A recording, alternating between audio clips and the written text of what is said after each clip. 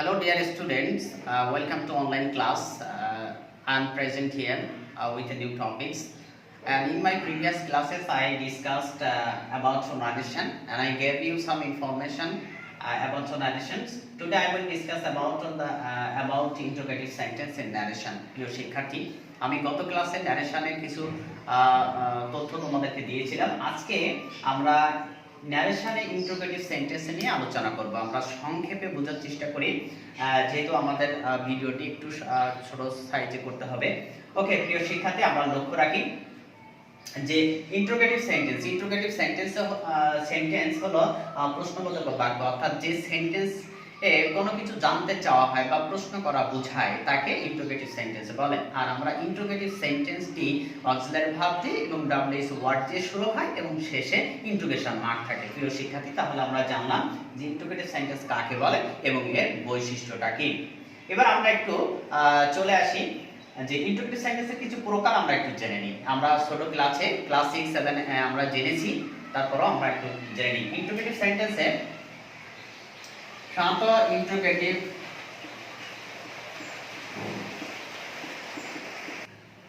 প্রিয় শিক্ষার্থী, তাহলে আমরা প্রথমে জেনে নিই যে ইন্টারোগেটিভ সেন্টেন্সের ক্লাসিফিকেশন গুলো। ইন্টারোগেটিভ সেন্টেন্স মূলত আমরা কয়েকটি ভাগে ভাগ করতে পারি। আমরা একটু ক্লাসিফিকেশন গুলো দেখে নিই। আমরা কয়েকটি ভাগে এটাকে ভাগ করতে পারি।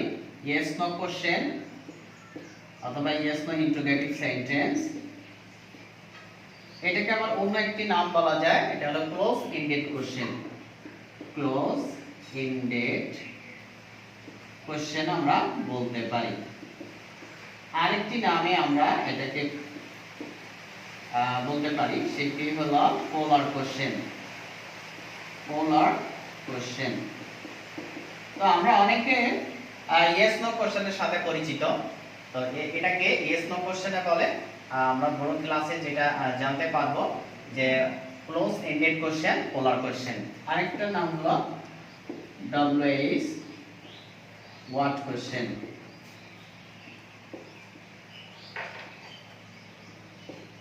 ডব্লিউএইচ ওয়াট কোশ্চেন, এটাকে আরেকটি নামে আমরা পরিচিতি লাভ করতে পারি, সেটা হলো ক্লোজ ওপেন এন্ডেড কোশ্চেন।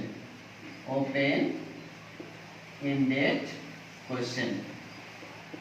প্রিয় শিক্ষার্থী, এছাড়াও আমরা আরো দুইটা ভাগে ভাগ করতে পারি। সেটি হলো একটা আমরা ট্যাগ কোশ্চেন বলতে পারি। ট্যাগ কোশ্চেন, যেটা আমরা ক্লাস 9 10 এ নতুন একটা আইটেম, গ্রামাটিক্যাল আইটেম। এটা অন্য আরেকটি নামে আমরা চিনি, সেটি হলো চয়েস কোশ্চেন। তো আমরা যেটা করব সেটা হলো আমরা এই দুইটা ন্যারেশন করব, এখান থেকে এটা এটা ইয়েস নো কোশ্চেনে এবং ডব্লিউএইচ ওয়াট কোশ্চেনে দুইটা আমরা ন্যারেশন করব। তো প্রিয় শিক্ষার্থী, আমরা ইন্টারোগেটিভ সেন্টেন্সকে কয়েকটি ভাগে ভাগ করেছি। আমরা ক্লাস 6 এ 7 এ আমরা যে গ্রামারগুলো করেছি তার ভিতরে হয়তোবা তোমার কোনো শিক্ষক এই তথ্যগুলো দিয়েছে যে ইয়েস নো কোশ্চেন বলে, অথবা কিন্তু হয়তোবা তোমরা এই যে ক্লোজ এন্ডেড কোশ্চেনের সাথে পরিচিত না, পোলার কোশ্চেনের সাথে পরিচিত না। কিন্তু এটাকে আমরা দুইটা ভাগে আমার ক্ষেত্রে ভাগ করতে পারি, তাছাড়াও আরো দুইটা ক্ষেত্রে আমরা ভাগ করতে পারি। তো এটাকে ইয়েস নো কোশ্চেন বলে, ক্লোজ এন্ডেড কোশ্চেন অথবা পোলার কোশ্চেন, আর এটাকে WH what question, open ended question. আর দুটো নিয়ম হলো ট্যাগ কোশ্চেন আর একটা হলো চয়েস কোশ্চেন। ওকে প্রিয় শিক্ষার্থী, তাহলে আমরা এবার মূল কাজে ফিরে যাই।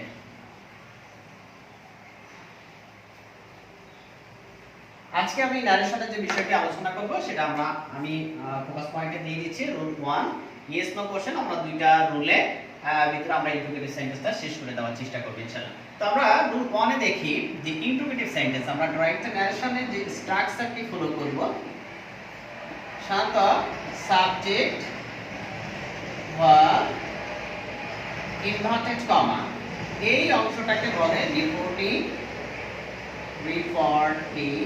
স্পিচ।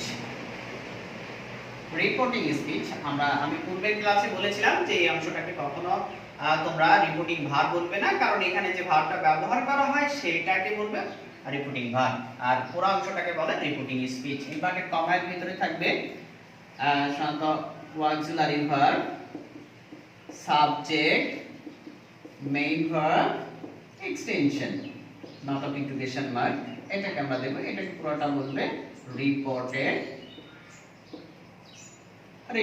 স্পিচ।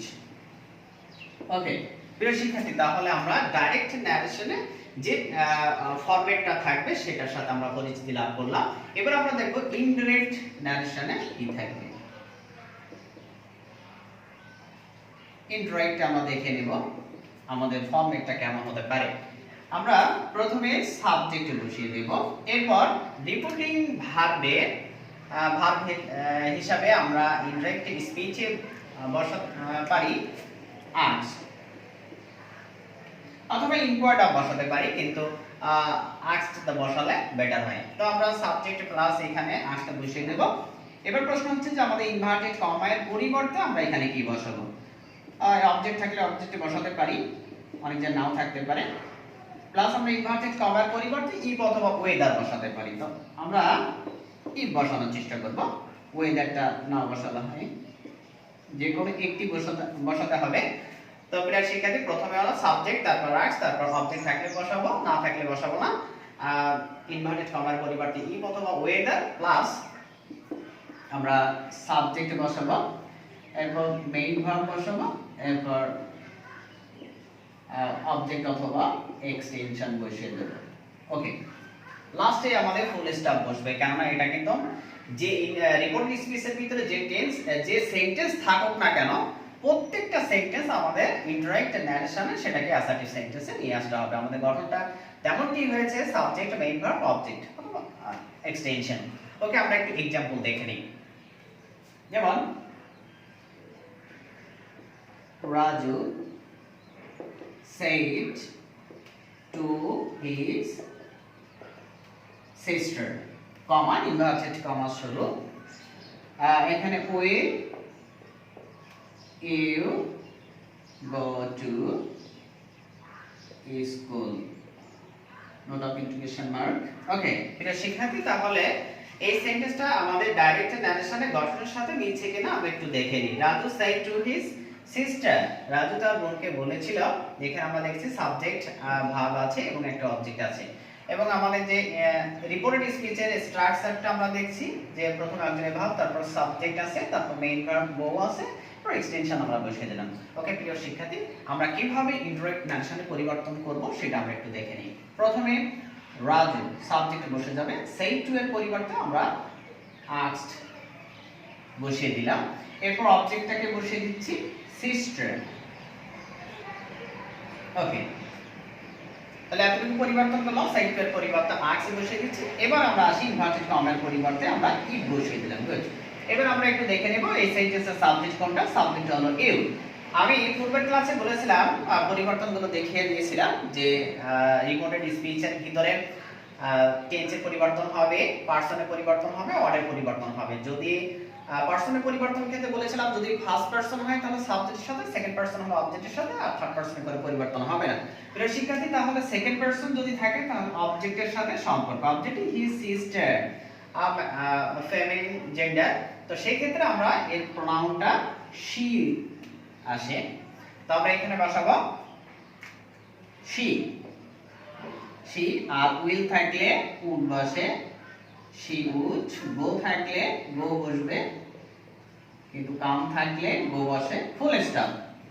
তো দেখো আমাদের গঠনের সাথে মিলছে। এখানে আমরা সাবজেক্ট আস্কড অবজেক্ট বসিয়ে দিলাম, ইনভার্টেড কমার পরিবর্তে ইফ, আর এখানে পারসনের পরিবর্তন যদি সেকেন্ড পারসন রিপোর্টেড স্পিচের ভিতরে সেকেন্ড পারসন থাকলে আমরা সেটা অবজেক্ট এর সাথে সম্পর্ক হয়ে বসে সে বসে যাচ্ছে, এবং উইল থাকলে উইল বসে অর্ডার পরিবর্তন, আর ভার্ব যেটা আছে সেটা বসে যাবে, এখানে এটা বসবে। ওকে প্রিয় শিক্ষার্থী, তাহলে আমরা ফার্স্ট রুলটা চেষ্টা করলাম বোঝালাম। এবার আমরা সেকেন্ড রুলে একটু ঘুরে আসি।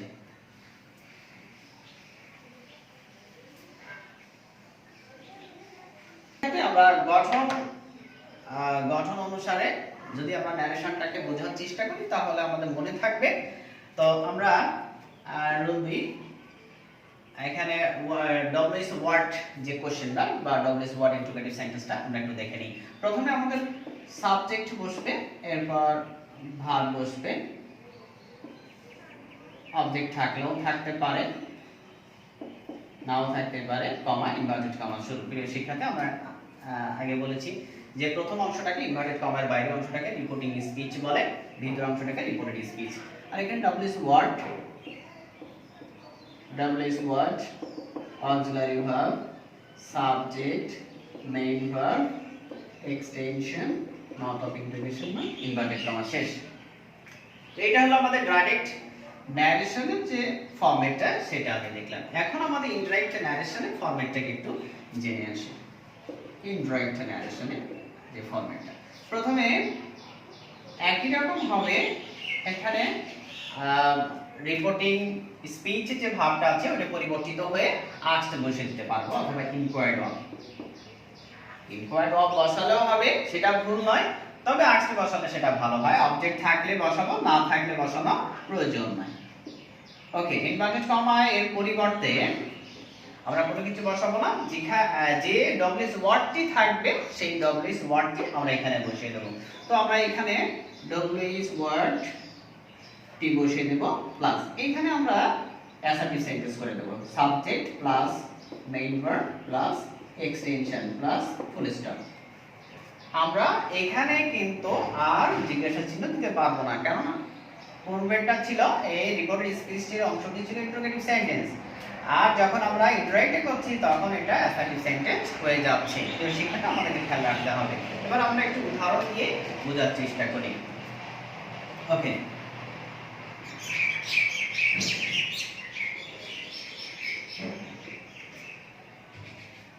the teacher said to me, what are you doing now? The teacher said to me, শিক্ষক আমাকে বললেন তুমি এখন কি করছো। ওকে, তাহলে আমরা এটা ডাইরেক্ট ন্যারেশনের এক্সাম্পল, আমরা ইনডাইরেক্ট ন্যারেশনে যেটা করব।